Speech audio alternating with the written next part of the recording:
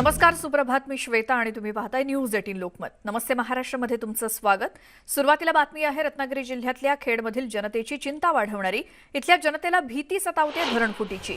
गेल्या वर्षीच्या अतिवृष्टीमध्ये खेडमधील पिंपळवाडी धरणाच्या बंधाऱ्याचा काही भाग वाहून गेला होता. धरण कमकुवत झालं होतं आणि आता पावसाळा महिन्याभरावरती आलेला असताना धरणातून गढूळ पाणी येऊ लागलंय आणि ग्रामस्थांची चिंता वाढली आहे. कारण पुन्हा एकदा तिवरेसारखी दुर्घटना तर घडणार नाही ना अशी भीती त्यांना सतावतेय. याबाबत जलसंपदा विभागामध्ये जाऊन ग्रामस्थांनी जाब विचारला असता प्रशासनाला आता जाग आली आहे आणि धरण रिकामं करून नाशिकच्या धरण सुरक्षितता विभागाकडून तपासणी केली जाणार आहे. मात्र ऐन पावसाळ्याच्या तोंडावर धरणाची दुरुस्ती रखडल्यामुळे ग्रामस्थ धास्तावलेत. धरणाचे दरवाजे उघडणारी 3 इलेक्ट्रिक मोटार आणि जनरेटर चोरीला गेल्यामुळे यावर्षी पावसाळ्यात मोठी समस्या निर्माण होऊ शकते. कारण 1.5 महिन्यापूर्वी चोरी होऊन देखील चोरांचा काहीही पत्ता लागलेला नाही आणि धरणावरती न मोटार आहे न नवीन जनरेटरचा पत्ता आहे. पावसाळ्यामध्ये सर्वात मोठी भीषण समस्या उद्भवली जाण्याची शक्यता आहे.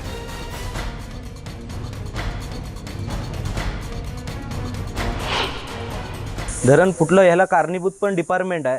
कारण ह्यांनी मेंटेनन्सचं काम त्यावेळेस पूर्ण केलं नव्हतं. ते जे काही दरवाजे होते ते दरवाजे ओपन व्हायला जवळजवळ 2 तास लागले ह्यांना. अधिकाऱ्यांनी त्यावेळेस जर लक्ष दिलं असता तर ही वेळ उद्भवली नसती. दुसरी गोष्ट, आज 7 महिने पूर्ण झाले. 7 महिन्यापूर्वी त्यांनी आश्वासन दिलं होतं की हे इमर्जन्सी काम हे त्वरित मेंटेनन्सचं पूर्ण केलं पाहिजे. 7 महिन्यात लक्ष देखील दिलं नाही. जशी परिस्थिती दरवाज्यांची आहे, वॉलची आहे, वॉल तुटलेलं आहे, ते तसंच आहे. ते अजूनपर्यंत डिपार्टमेंटचं तिकडे लक्ष नाही. डिपार्टमेंट जर लक्ष दिलं, अजून टेंडर झालं नाही, मग आम्ही काय करायचं? जगायचं की मरायचं? आता पावसाळा जवळ आला आहे. जवळ आल्या कारणाने आम्ही एक गावची जी आमची लोकसंख्या आहे ती जास्त असल्या कारणाने कुठे राहायची व्यवस्था आमची होत नाही. अधिकारी आम्हाला फक्त आश्वासनं देतात आणि काम चालू करू असं करू सांगून तेवढा टाईम घालवतात. हे आत्ताच्या क्षणी तसं काही सांगता येत नाही. त्याच्यासाठी डॅम खाली केल्यानंतर डॅमच्या आतल्या बाजूला नक्की काय परिस्थिती झाली त्याच्यावरून सांगता येईल. आता धरणाचं किती पाणी साठा आहे आणि किती विसर्ग धरणाचे केला? ज्या एकूण 25 मीटर उंची आहे त्यातलं साधारण 8-10 मीटर खाली गेलेलं आहे आणि उरलेलं जे 15 मीटर आहे ते आता आम्ही सोडतोय आजपासून जास्तीत जास्त. अच्छा. आणि हे या पिंपळवाडी धरणाची नेमकी पाण्याची क्षमता किती किंवा धरणफुटीचा हा धोका कसा संभवतो हे आपण ग्राफिक्सच्या माध्यमातून पाहूयात. या धरणाची क्षमता आहे 27 दशलक्ष घनमीटर पाण्याची. धरण क्षेत्रामध्ये गेल्या वर्षी 2759 मिलीमीटर इतका पाऊस झाला होता. सद्यस्थितीमध्ये धरणात 9.475 घनमीटर पाणी इतकं उपलब्ध आहे, शिल्लक आहे. गेल्या 15 वर्षांपासून धरण नादुरुस्त आहे आणि रत्नागिरीतल्या पिंपळवाडी हा एक महत्त्वाचा धरण प्रकल्प आहे. धरणाचा मुख्य बंधारा अतिवृष्टीमुळे कमकुवत झालाय. धरणाचे दोन्ही कालवे अनेक ठिकाणी फुटलेत. रत्नागिरी जिल्ह्यातल्या खेडमधून आमचे प्रतिनिधी चंद्रकांत बनकर आपल्या सोबत आहेत. थेट जाऊयात. चंद्रकांत, या पिंपळवाडी धरणाचे आत्ताची अवस्था काय आहे? रत्नागिरी जिल्ह्यातल्या सर्वात मोठ्या प्रकल्पांपैकी एक हा जो पिंपळवाडी प्रकल्प आहे आणि या प्रकल्पाची जी आत्ताची अवस्था ही अत्यंत दयनीय झालेली आहे. आता आपण बघितलं की या ठिकाणी गेल्या वर्षी अतिवृष्टी झाली. त्यामध्ये या धरणाचे गाईडलाईन्स, जे भिंतीचं जे मार्गदर्शक भिंत ज्याला म्हणतात, त्या भिंतीचं काम ठेकेदाराने अर्धवट ठेवलं होतं. त्याचा परिणाम असा झाला की मोठ्या प्रमाणावर पाण्याचा विसर्ग झाला आणि ती गाईडलाईनची भिंत आहे ही देखील वाहून गेली आणि त्या पाण्याचा विसर्ग हा पूर्ण धरणाचा जो मुख्य बंधारा आहे या बंधारा सुद्धा वाहून गेला आणि जवळपास हे धरण 30% हे कमकुवत झाल्याचा अहवाल आहे हा जलसंपदा विभागाने गेल्या वर्षी दिला होता. त्याची तात्काळ दुरुस्ती करण्यासंदर्भातची निविदा देखील काढली जाईल असं सांगितलं गेलं होतं आणि पुढच्या पावसाळ्याच्या आधी या धरणाचे बंधारा जो आहे हा पूर्णपणे सुरक्षित केला जाईल असंही सांगितलं गेलं होतं. मात्र या गोष्टीला 8 महिने झाले तरी सुद्धा अजून धरणाची साधी निविदा प्रक्रिया देखील काढली गेलेली नाही. आता काल ज्या अधिकाऱ्यांशी बोलणं झालं, या सत्यजित गोसाई म्हणून या धरणाचे अभियंता आहेत, त्यांनी असं सांगितलं की 20 एप्रिलला या धरणाची निविदा जाहीर करण्यात येईल. परंतु निविदा 20 तारखेला जर जाहीर केली तर पुन्हा पुढची प्रक्रिया शासनाची जी असते त्यानंतर प्रत्यक्ष काम कधी सुरू होणार आणि पावसाळा तोंडावर आलेला आहे. केवळ 10 दिवसात धरणांची सुरक्षिततेचं काम जे आहे हे होणं शक्य नाही. आणि महत्वाची गोष्ट म्हणजे या धरणाचे जे या धरणाचं जे पाणी आहे ते आता गढूळ येऊ लागलं होतं. गेल्या आठवड्यापासून या धरणातून विसर्गाचं पाणी गढूळ काय येतंय म्हणून नागरिक ग्रामस्थ आहेत ते धास्तावलेले आहेत आणि त्यांनी काल त्या ठिकाणी जलसंपदा विभागाच्या कार्यालयात धडक नेली. जवळपास 50हून अधिक तिथले ग्रामस्थ होते, कार्यकर्ते होते, 7 गावातले कार्यकर्ते होते. त्यांनी विचारलं असता हे धरण जे आहे हे फुटीच्या मार्गावर आहे की काय, कारण आपण बघितलं तर काही वर्षांपूर्वी जे तिवरे धरण आहे त्यात सुद्धा ग्रामस्थांची गेल्या वर्षभरापासून तक्रार होती की धरणातून गढूळ पाणी येतंय आणि त्या धरणाची दुर्घटना झाली. आणि महत्वाचं म्हणजे अभियंत्यांनी आता धरण खाली करण्याचं काम चालू केलेलं आहे आणि नाशिक इथले जे धरण सुरक्षा विभाग आहे त्याच्या मार्फत धरणाच्या जे मुख्य बांधार आहे त्याच्या आतमधलं जे कवच आहे त्या कवचामध्ये काय नेमकं झालेलं आहे हे शोधण्याचं काम जे आहे तांत्रिकदृष्ट्या त्यांच्याकडे सोपवण्यात येणार असल्याचं सांगितलं गेलेलं आहे. आणि सर्वात धक्कादायक गोष्ट म्हणजे हे सर्व असतानाच धरणाचं जे वक्राकार दरवाजे असतात, जे पाणी सोडलं जातं, जिथून विसर्ग केला जातो, त्या वक्राकार दरवाजाला ऑपरेट करणाऱ्या ज्या 3 मोटार आहेत, इलेक्ट्रिक मोटार आहेत, त्या इलेक्ट्रिक मोटार आणि 15 किलोवॅट्स विजेची क्षमता असणारा जनरेटर हा गेल्या 1.5 महिन्यापूर्वी चोरीला गेलेला होता. हे देखील कालच ग्रामस्थांच्या लक्षात आलं. या संदर्भात जलसंपदा विभागाचे इथले कनिष्ठ अभियंता आहेत वैदेही, त्यांनी या ठिकाणी तक्रार देखील दिलेली आहे, FIR देखील झालेला आहे. मात्र ही जरी प्रक्रिया सगळी असली तरी सुद्धा पावसाळा काही दिवसावरती येऊन ठेपलेला आहे आणि आता सध्या स्थितीमध्ये धरणामध्ये गेट ऑपरेटर करण्यासाठी कुठलीही यंत्रणा, इलेक्ट्रिक पंप, इलेक्ट्रिक मोटार आणि जनरेटर आता अवेलेबल नाही, अशी या ठिकाणी परिस्थिती आहे. आणि त्याच्यामुळे जर एका बाजूला धरणाच्या सुरक्षेच्या दृष्टीनं दुरुस्तीचं काम हाती घेतलं आणि तांत्रिक अडचणीमध्ये धरण जर नादुरुस्त आहे असं सांगितलं गेलं तर धरणात पाणी साठा किती करायचा आहे हा देखील प्रश्न आहे. आणि जर तांत्रिक दृष्ट्या धरण जर सुरक्षित असेल आणि पाणी साठवण्याची वेळ जर त्या ठिकाणी आली तर मात्र धरणाचं गेट ऑपरेट कसे करायचे, कारण नवीन इलेक्ट्रिक मोटर त्या ठिकाणी नाहीत, अशी एकंदरीत परिस्थिती त्या ठिकाणी निर्माण झालेली आहे. आणि तिसरा विषय असा आहे महत्वाचा की धरण रिकामं करण्यासाठी कॅनल मधनं विसर्ग सुरू केला होता. मात्र कॅनल मधनं विसर्ग सुरू केला असतानाच डावा आणि उजवा कालवा 6 ते 7 ठिकाणी फुटला आणि लोकांची शेती देखील वाहून गेल्याचा प्रकार ह्या गेल्या आठवड्यापासून सुरू झालेला आहे. त्याच्यामुळे जलसंपदा विभाग जो आहे त्यांनी आता नदीद्वारे या ठिकाणी पाण्याचा जो विसर्ग आहे तो केला जाईल आणि पुढच्या 2 दिवसामध्ये. खूप धन्यवाद या सगळ्या सविस्तर माहितीसाठी. त्यामुळे एकंदरीत ही परिस्थिती आहे पिंपळवाडी धरणाची, त्यामुळे लवकरात लवकर जलसंपदा विभागानं याकडे लक्ष देऊन पावसाळ्याच्या आधी ही सगळी कामं पूर्ण करावीत अशी अपेक्षा आहे. यानंतर पुढची बातमी, नाशिकच्या मध्यवर्ती कारागृहामध्ये घोटाळा झाला आणि कैद्यांना शिक्षेमध्ये फायदा होईल अशी खाडाखोड करून अभिलेखामध्ये काही खाडाखोड करण्यात आली आहे. तत्कालीन तुरुंग अधिकारी आणि 2 कर्मचाऱ्यांच्या विरोधात नाशिक रोड पोलीस ठाण्यात गुन्हा दाखल करण्यात आलाय. 3 कैद्यांच्या अभिलेखामध्ये व्हाईटनर लावून खाडाखोड केल्याचं तुरुंग चौकशीमध्ये निष्पन्न झालंय. त्यानंतर शामराव गीते, माधव खारगे, सुरेश डाबेराव या 3 अधिकाऱ्यांविरोधात शासकीय दस्तऐवजात फेरफार केल्याचा गुन्हा दाखल झालाय. नाशिकमधून आमचे प्रतिनिधी लक्ष्मण घाटोळ आपल्यासोबत फोन लाईनवरती आहेत. लक्ष्मण, अतिशय गंभीर प्रकार आहे. तुरुंगाच्या असलेल्या कामकाजाच्या दस्तऐवजामध्ये खाडाखोड करणं, काय नेमका हा सगळा प्रकार आहे? अतिशय धक्कादायक आणि खळबळजनक असा हा प्रकार आहे. नाशिकच्या सेंट्रल जेलमध्ये घडलेल्या या प्रकारानं राज्यभर खरं तर खळबळ उडालेली आहे. 3 आरोपींविरोधामध्ये नाशिक रोड पोलिसांत गुन्हा दाखल झालेला आहे, ज्यामध्ये तुरुंग अधिकाऱ्यांसह 2 लिपिक यांचा या आरोपींमध्ये समावेश आहे. 2 आरोपी हे खुनाच्या गुन्ह्यातील होते आणि 1 आरोपी जो आहे तो रॉबरी आणि इतर गुन्ह्यातील होता. असे 3 आरोपी सेंट्रल जेलमध्ये शिक्षा भोगत होते. या शिक्षा भोगत असतानाच्या काळामध्ये या लोकांनी पेरोलवर घेतलेल्या सुट्ट्या असतील किंवा इतर कामासाठी जे न्यायालयाच्या परवानगीने बाहेर पडलेले असतील, हे सर्व कार्यकाळ जो आहे तो समाविष्ट करण्यात आला. अर्थात 7 वर्षाची जर शिक्षा झाली असेल तर त्याची शिक्षा कमी करण्यासाठी त्याच्या दस्तामध्ये खोडखाड केली, व्हाईटनर लावून त्या ठिकाणी अनेक बदल करण्यात आले आणि त्यांची शिक्षा जर 6 वर्ष असेल तर त्यांना 4 वर्षामध्येच ते कसे बाहेर पडतील यासाठीचा कालावधी कमी करण्याचं काम या 3 कर्मचाऱ्यांनी आणि 1 अधिकाऱ्यांनी केलेलं आहे. आणि याच प्रकरणाची चौकशी खरं तर झाली. 2017 सालचं हे प्रकरण आहे. एका कैद्याकडे पैसे मागून तुझी शिक्षा आम्ही कमी करतो अशा प्रकारची मागणी त्या एका कैद्याकडे केली होती.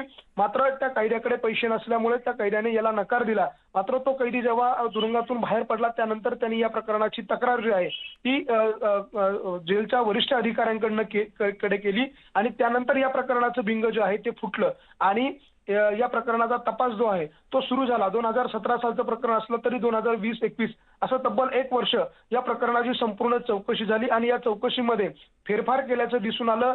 अनेक दस्तावेजांमध्ये व्हाईटनर लावण्यात आलं, तर अनेक पानं जी आहे त्या नोंदवहीमधली ती फाडण्यात आलेली होती. जी. असं सगळं प्रकरण जे आहे ते समोर आलं आणि यानंतर अखेर नाशिक रोड पोलिसांमध्ये जेलच्या अधिकाऱ्यांनी गुन्हा दाखल केलेला आहे आणि हे जे 3 अधिकारी ज्यांच्या विरोधामध्ये गुन्हा दाखल झालेला आहे ते वेगवेगळ्या जेलमध्ये आता देखील कार्यरत आहे. आता ह्या अधिकाऱ्यांनी या जेलमध्ये नाशिक रोड कारागृहामध्ये जो घोटाळा केला, जो भ्रष्टाचार केला, तोच भ्रष्टाचार इतर ठिकाणी केला आहे का याचा देखील तपास होणं आवश्यक आहे. तरच या प्रकरणाचे आणखी धागेदोरे लागतील. मात्र हे जी. अधिकारी जे आहे यांच्यापर्यंत यांना नेमका पाठिंबा कोणाचा होता, याचा मुख्य सूत्रधार कोण आहे आणि लक्ष्मण, अधिक वरिष्ठ अधिकारी यामध्ये सहभागी आहे हे का, सगळे महत्त्वाचे याचा प्रश्न देखील आहेत आणि त्याची उत्तरं शोधणं खरंच खूप गरजेचं आहे. धन्यवाद तुम्ही दिलेल्या या सगळ्या माहितीसाठी.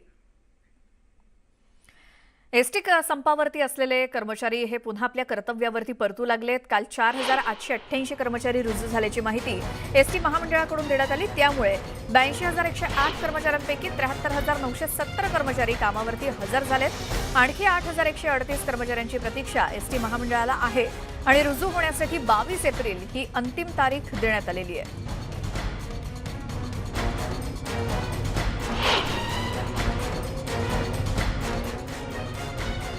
कर्मचारी कामावर रुजू झाले. आतापर्यंत मिळालेल्या माहितीनुसार साधारण 73,000हून अधिक कर्मचारी हे कामावर रुजू झालेत.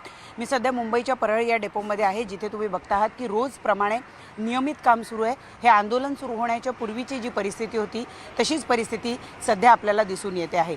या परळ एसटी डेपोमध्ये, जो की मुंबईतला एक मध्यवर्ती असा डेपो आहे, इथून महाराष्ट्र शासनाचा जो एसटी उपक्रम आहे त्या अंतर्गत जे विविध उपक्रम राबवले जातात, मग ती शिवनेरी असेल, शिवशाही असेल किंवा इतर सेवा ज्या आहेत त्यासुद्धा बस या व्यवस्थित सुरळीत सुरू झालेल्या आहेत. 5 महिन्याच्या आंदोलनाच्या दरम्यान एक मोठा फटका या डेपोला सुद्धा बसलेला होता, कारण या डेपोचे सुद्धा बहुतेक कर्मचारी हे आंदोलनामध्ये सहभागी झालेले होते. परंतु आता मात्र परिस्थिती बदललेली आहे. गेल्या 2 दिवसामध्ये 100हून अधिक कर्मचारी हे कामावर रुजू झालेले आहे. अवघे मोजके काही कर्मचारी ज्यांची संख्या 20-25च्या आत असेल ते कामावर येणं बाकी आहे. परंतु शासनानं त्यांना आणखी 2 दिवसांचा, म्हणजे आज आणि उद्या असा 2 दिवसांचा कालावधी दिला आहे आणि एसटी महामंडळाला अपेक्षा आहे की उर्वरित कर्मचारीसुद्धा येत्या 2 दिवसांमध्ये कामावर रुजू होतील. आपण बघितलं की या आंदोलनामध्ये जवळपास लाखभर कर्मचारी जे आहेत ते सहभागी झालेले होते. तब्बल 5 महिन्यापेक्षा जास्त कालावधी हे आंदोलन सुरू होतं. परंतु आता आंदोलनाचे नेतृत्व करणारे गुणरत्न सदावर्ते हे सध्या तुरुंगात आहे. विविध पोलीस ठाण्यामध्ये त्यांच्यावर गुन्हे दाखल करण्यात आलेले आणि त्यामुळं त्यांची सारखी तुरुंगवारी होती आहे आणि त्यामुळे एस टी कर्मचाऱ्यांचं नेतृत्व करणारे कुणीही आता शिल्लक न राहिल्यामुळे एस टी कर्मचाऱ्यांपुढे कुठलाही पर्याय शिल्लक राहिलेला नाही आणि आता शासनानं सुद्धा गंभीर आणि कठोर भूमिका घेण्याचा निर्णय घेतलेला होता. इतकंच नाही तर न्यायालयानं सुद्धा आवाहन केलं होतं कर्मचाऱ्यांना की त्यांनी 20 एप्रिलपर्यंत कामावर रुजू व्हावं. आवाहनाला प्रतिसाद मिळतो आहे आणि शासनानं आणखी 2 दिवस म्हणजे 21 आणि 22 या 2 तारखा आणखी वाढवून दिलेल्या आहेत. या 2 तारखांमध्ये उर्वरित जे 8-8,500 कर्मचारी शिल्लक राहिलेले आहेत ते सुद्धा कामावर रुजू होतील अशी महाराष्ट्र शासनाला अपेक्षा आहे आणि त्यामुळं महाराष्ट्राची ही लालपरी पुन्हा एकदा तेवढ्याच वेगानं महाराष्ट्राच्या कानाकोपऱ्यामध्ये पोहोचू लागलेली आहे असं म्हणायला हरकत नाही. परंतु जे आंदोलन अर्धवट सुटलेलं आहे त्या आंदोलनाचं नेमकं आता काय होणार हा प्रश्नसुद्धा अनुत्तरित आहे. व्हिडिओ जर्नलिस्ट नवनाथ कोंडेकरसह प्रणाली कापसे, न्यूज 18 लोकमत, मुंबई. कोर्टाच्या आदेशानंतर एसटी कर्मचाऱ्यांना 22 एप्रिलपर्यंत कामावरती रुजू होण्याची मुदत देण्यात आली आहे. दरम्यान आतापर्यंत 90% कर्मचारी कामावर आल्याची माहिती परिवहन मंत्री अनिल परब यांनी दिली. तसंच दिलेल्या मुदतीत कामावर आलेल्यांवर कोणतीही कारवाई करणार नसल्याचं त्यांनी स्पष्ट केलं. ॲडव्होकेट गुणरत्न सदावर्तेवरही त्यांनी सडकून टीका केली. एसटी कर्मचाऱ्यांच्या जीवावर सदावर्तेनं कोट्यवधीची माया जमवत कर्मचाऱ्यांची दिशाभूल केल्याचा आरोप परब यांनी केला.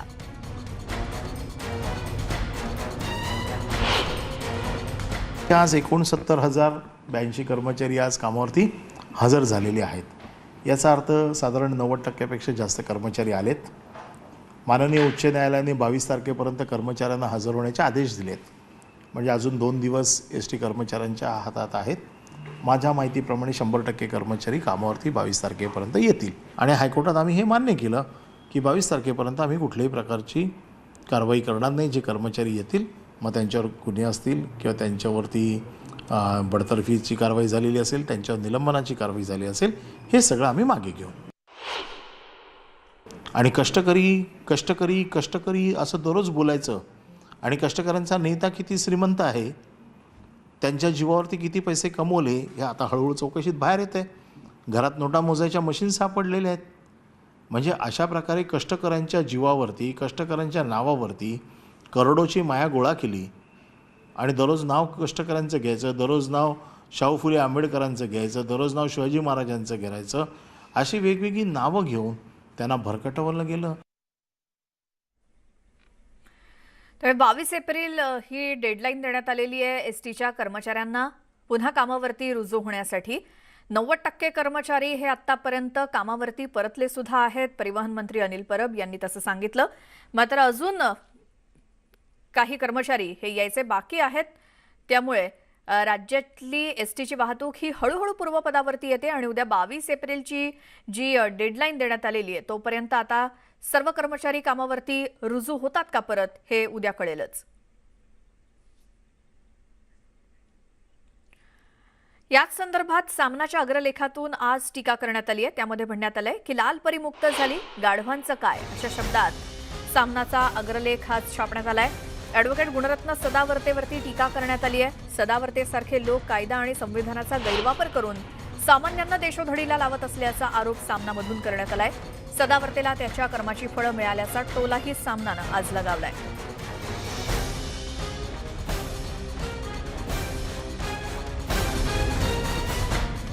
कोरोना संदर्भातली आता बातमी आहे. मुंबईमध्ये पुन्हा कोरोना रुग्णसंख्येत वाढ व्हायला सुरुवात झाली आहे. गेल्या 24 तासात 98 नव्या रुग्णांची नोंद झाली आणि त्यातील 96% रुग्णांना कोणतीही लक्षणं नाही आहेत. लक्षणं नसलेल्या रुग्णांचं प्रमाण 99% आहे. त्यामुळे सामाजिक अंतर, मास्कचा वापर आणि स्वच्छता ही त्रिसूत्री बंधनकारक नसली तरी देखील स्वसंरक्षणार्थ त्याचा अवलंब करावा असं आवाहन मुंबई पालिकेकडून करण्यात आलंय. याच संदर्भात आपण बोलूयात. महाराष्ट्र कोविड टास्क फोर्सचे सदस्य डॉक्टर उदय कुलकर्णी आपल्यासोबत जोडले गेलेत. डॉक्टर, स्वागत तुमचं न्यूज 18 लोकमतमध्ये. आता महाराष्ट्रामध्ये सुद्धा किंवा मुंबईमध्ये जी लक्षणं नसलेल्या रुग्णांची संख्या वाढायला लागली आहे किंवा संपूर्ण देशाचा सुद्धा कोरोना रुग्णसंख्येचा आलेख जो काही गेल्या काही दिवसात वाढायला सुरुवात झाली आहे, एकूणच त्यावरती काय सांगाल? दर्शकांना मी दोन वेगवेगळे मतप्रवाह याच्याबद्दलचे सांगेन की एका बाजूला रुग्णांमध्ये कोरोना दिसतोय पण प्रत्यक्षात त्याची लक्षणं दिसत नाहीयेत आणि दुसऱ्या बाजूला याचा अर्थ कसा काढायचा, तर आपल्याला माहिती आहे की बरेच विषाणू हे आजूबाजूला असतात पण त्यांचा आपल्या शरीरावरती प्रभाव होऊ शकत नाही. आणि जसे आता लसीकरण सगळीकडे भरपूर प्रमाणात झालेलं आहे, कोरोनाच्या तिसऱ्या लाटेमध्ये अगदी सौम्य स्वरूपाचे लक्षणं सगळ्यांना होऊन गेलेली आहेत. तर त्यामुळे आपण असं म्हणू शकतो की माणसांनी कोरोनावरती मात केलेली आहे आणि आता त्याच्यावरती कोरोना प्रभाव दाखवू शकत नाही, असा एक पॉझिटिव्ह संदेश याच्यातनं येऊ शकतो. दुसऱ्या बाजूला याच्यातलं धोक्याचं एक असं मतप्रवाह आहे की जर समजा असं बऱ्याच जणांना त्या ठिकाणी लक्षणांविरहित त्या ठिकाणी कोरोना होतोय तर त्याचा अर्थ असाही असू शकतो की ज्यांना याच्यापासून त्रास होऊ शकतो त्यांना कधीही याच्यापासून धोका निर्माण होऊ शकतो. म्हणजे पूर्णतः भिन्न आणि पूर्णतः एकमेकांच्या विरुद्ध असे मतप्रवाह वैद्यक क्षेत्रामध्ये आहेत. जसं टीबीची लक्षणं आपल्याला नसताना 85% लोकांच्या मध्ये टीबीचे जंतू आपल्याला दिसू शकतात आणि त्याच्याकडे डॉक्टर दुर्लक्ष करायला सांगतात. तसंच या ठिकाणी काही ठिकाणी दुर्लक्ष करायचा सल्ला दिला जातोय, तर काही ठिकाणी अति सावधगिरी ठेवायला पाहिजे, कारण त्या ठिकाणी प्रत्यक्ष रुग्णाला लक्षणं दिसणार नाहीत पण तो इतरांना कॅरियर असू शकतो. हे यामुळे आपल्याला थोडंसं जे सध्या पालिकेने किंवा प्रशासनाने सांगितलेलं जमेल तिथे मास्क, जमेल तिथे सोशल डिस्टन्सिंग, स्वतःची काळजी घेणं, वाफ घेणं, या सगळ्या गोष्टी त्या करत राहायचंय. अजून एक 6 महिने तरी आपल्याला स्वतःची काळजी जास्त प्रभावीपणाने आणि सावधपणाने घेण्याची गरज आहे असं मला वाटतं. बिलकुल डॉक्टर, खूप धन्यवाद. तुम्ही न्यूज 18 लोकमतशी बोललात आणि खूप मोलाचं मार्गदर्शन केलं आमच्या प्रेक्षकांना. खरं तर महाराष्ट्रामध्ये बरेच निर्बंध शिथिल झालेले आहेत, मास्क सुद्धा सध्या ऐच्छिक करण्यात आलेला आहे. मात्र जर रुग्णसंख्या अशीच वाढत राहिली तर स्वसंरक्षणासाठी किंवा मग जनतेच्या सुरक्षिततेसाठी पुन्हा काही निर्बंध सुद्धा लादले जाऊ शकतात अशी देखील शक्यता वर्तवली जाते. सुप्रीम कोर्टामध्ये आज पुन्हा ओबीसी आरक्षणाबाबत सुनावणी होणार आहे. राज्य सरकारनं केलेल्या नव्या कायद्याला आव्हान दिल्यानंतर सुप्रीम कोर्टाचे न्यायाधीश खानविलकर यांच्या खंडपीठापुढे ही सुनावणी होईल. मध्य प्रदेशच्या धर्तीवर आरक्षित प्रभाग आणि निवडणुकांचं वेळापत्रक ठरवण्याचे अधिकार राज्य सरकारला देण्यात यावेत अशी मागणी महाराष्ट्रानं केली आहे. नवी दिल्लीहून आमचे प्रतिनिधी प्रशांत लीला रामदास आपल्यासोबत आहेत. प्रशांत, आज ओबीसी आरक्षणासंदर्भात सुप्रीम कोर्टामध्ये होणारी सुनावणी, काय त्याबद्दल माहिती?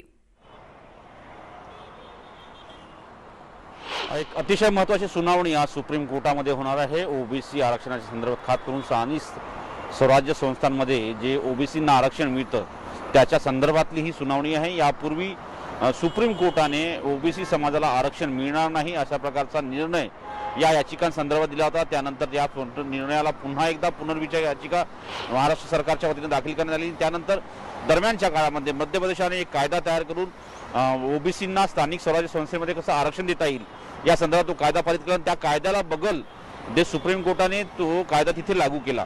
पण महत्त्वाचं म्हणजे असाच कायदा जर महाराष्ट्र सरकारने तयार केलेला आहे, पण त्या कायद्याला लागू करण्याकरता सुप्रीम कोर्टाने मज्जाव घातला आणि कुठल्याही प्रकारचं ओबीसी आरक्षण मिळणार नाही अशा प्रकारचे स्पष्ट संकेत सुप्रीम कोर्टाने दिले होते. त्यानंतर आज पुन्हा या संदर्भात एक अतिशय महत्त्वाची सुनावणी होणार आहे.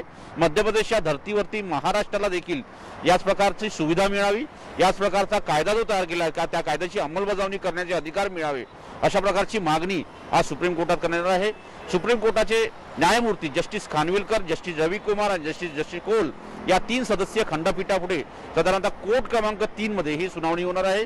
ही याचिका जी आहे ही 3ऱ्या क्रमांकावर आहे. साधारणतः 11 वाजेच्या दरम्यान ही याचिका सुनावणी होईल अशी शक्यता व्यक्त केली जात आहे. त्यामुळे महाराष्ट्रातल्या राजकीय क्षेत्रातील सोबतच सर्वसामान्य ओबीसी बांधवांचं देखील याकडे लक्ष लागलं आहे. कारण की या आरक्षणाचा निर्णय काय होतो याच आधारावरती स्थानिक स्वराज्य संस्थेच्या निवडणुकीचा निर्णय निश्चित होणार आहे. प्रशांत, धन्यवाद या सगळ्या माहितीसाठी. त्यामुळे सुप्रीम कोर्टामध्ये आज ओबीसी आरक्षणासंदर्भातल्या होणाऱ्या सुनावणीकडे अवघ्या देशाचं लक्ष लागलंय. यानंतर पुढची बातमी अतिशय धक्कादायक, ते म्हणजे एका जावयानं आपल्या सासऱ्याचाच खून केलाय. चाकूनं भुसकून हा खून करण्यात आलाय आणि ही सगळी दृश्य सीसीटीव्हीमध्ये कैद झाली आहेत.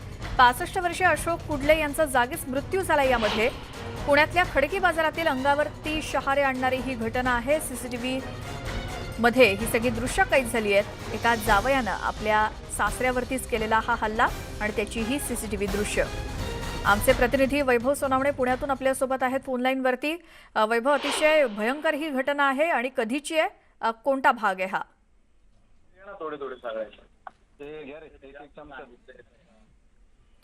वैभव, आवाज येतोय तुम्हाला? येतोय. जी आपण सीसीटीव्ही दृश्य पाहतोय पुण्यातल्या खडकी मधली आहेत. काय नेमका हा सगळा प्रकार आहे? श्वेता, पुण्यातल्या खडकी परिसरामध्ये खडकी पोलीस ठाण्याच्या हद्दीत घडलेला हा सगळा प्रकार आहे. जावयाने आपल्या पत्नीला सासरे नांदवायला पाठवत नाहीत याच्या रागातून जाऊन सासऱ्यांचा त्यांच्याच दुकानामध्ये कपड्याच्या शिरून सगळ्या लोकांसमोर संध्याकाळी भर बाजारात खून केलाय. आणि दुर्दैवाची बाब म्हणजे इतके लोक तिथं असून कुणीही अडवायला आलं नाही. पोलिसांनी या सगळ्या घटनेचं सीसीटीव्ही तपासल्यानंतर आरोपीला अटक करण्यासाठी पथकं जी आहेत ती रवाना केलेली आहेत. मात्र या सगळ्या घटनेमध्ये 65 वर्षांचे अशोक कुडले जे आहेत त्यांचा मृत्यू झालाय आणि या सगळ्या माफ करा आरोपी जो आहे तो अशोक कुडले आहेत आणि या 65 वर्षाचे त्याचे सासरे जे होते त्यांचा मृत्यू झालेला आहे. या सगळ्या घटनेचा तपास आणखी सविस्तर खडकी पोलीस जे आहेत ते करतायत. मात्र ही सगळी दृश्य जी आहेत ते अंगावर काटा आणणारी आहेत. ज्या पद्धतीनं हा खून करण्यात आलाय, सीसीटीव्ही मध्ये ही सगळी खुनाची दृश्य जी आहेत ती रेकॉर्ड झालीत आणि बऱ्यापैकी हे सीसीटीव्ही जे आहे ते व्हायरल झालेलं आहे. त्यामुळे या सगळ्या घटनेची भीती जी आहे ती हा सगळा प्रकार बघितल्यानंतर नागरिकांच्या मनामध्ये पसरलेली होती. त्यामुळे पोलिसांसमोर तातडीनं आरोपी जो आहे तो अटक करण्याचं आव्हान आहे. वैभव, धन्यवाद या सगळ्या माहितीसाठी. आणि या सीसीटीव्हीमध्ये हा सगळा भयंकर प्रकार कैद झालाय. यामध्ये एका जावयानं आपल्या सासऱ्यावरती कशा पद्धतीनं या चाकूनं वार करायला सुरुवात केली, एका कपड्याच्या दुकानामधली ही सगळी दृश्य आहेत आणि तिथेच हत्येचा हा सगळा थरार सीसीटीव्हीमध्ये कैद झालाय. एका जावयानं आपल्या सासऱ्यावरतीच चाकूनं भुसकून अशा पद्धतीनं हल्ला केलाय आणि त्यांचा खून केलाय. पुण्यातल्या खडकी या भागातली ही दृश्य आहेत आणि एका कपड्याच्या दुकानामध्ये या व्यक्तीचा मृत्यू झालाय चाकूनं अनेक वार केल्यानंतर आणि खून करणारा हा या व्यक्तीचा जावईच होता.